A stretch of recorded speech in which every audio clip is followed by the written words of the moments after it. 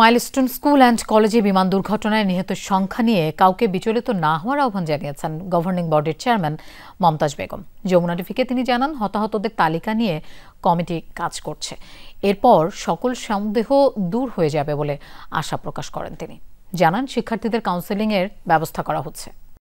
কোনো কিছুতে আমরা বিচলিত তো হওয়ার জন্য কালকে ও বললো যে এখন ওখানে ওরা বললো যে কি কাউন্সিলিং করার জন্য ওরা এখন আবার লোক আনছে, যে বাচ্চারা যদি ঘরে গিয়ে থাকে তাহলে পরে এটা ওদেরকে বোঝানো উচিত।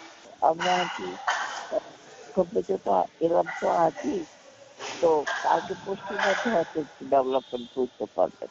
দর্শক, উত্তরা মাইলস্টোন স্কুলে আছেন আমাদের সহকর্মী আখলাকুস সাফা। আমরা তার কাছে যাচ্ছি। সাফা, আমরা গভর্নিং বডির চেয়ারম্যানের কথা কিছুটা শুনলাম, আর কি কথা হলো আপনার সাথে? আর তালিকা নিয়ে কলেজের যে কমিটি কাজ করছে তাদের কারোর সাথে আপনার কথা হয়েছে কিনা?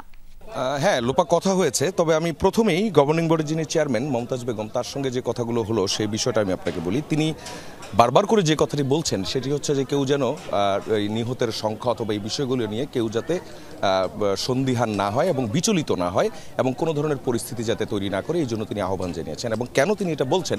তিনি বলছেন যে তাদের যে স্কুলের যে অথরিটি আছে, তাদের এখানকার যে পদ্ধতি, সেই পদ্ধতির জায়গা থেকে তাদের এখানে আসলে তালিকা করার জন্য যা যা দরকার, অর্থাৎ ওই যে ক্লাসরুমগুলো ছিল সেই ক্লাসরুমগুলোতে কতজন স্টুডেন্ট সেদিন উপস্থিত ছিল, কতজন সেদিন অনুপস্থিত ছিল, অথবা কেউ স্কুলে উপস্থিতির পরও কোনো কারণে ক্লাসের বাইরে ছিলেন কিনা, এবং যারা ক্লাসে ছিলেন তারা ঠিক কখন এসেছেন, এই সবগুলো বিষয়।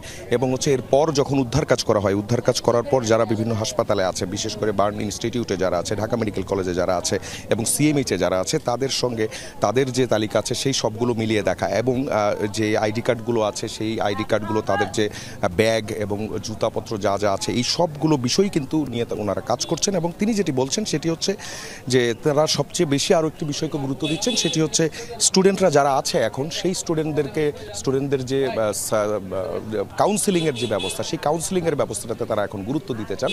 আর যেই কমিটি আছে, তিনি আরও মমতাজ বেগম আরও বলছিলেন যে আর 1 থেকে 2 দিন একটু ধৈর্য ধরে অপেক্ষা করার জন্য।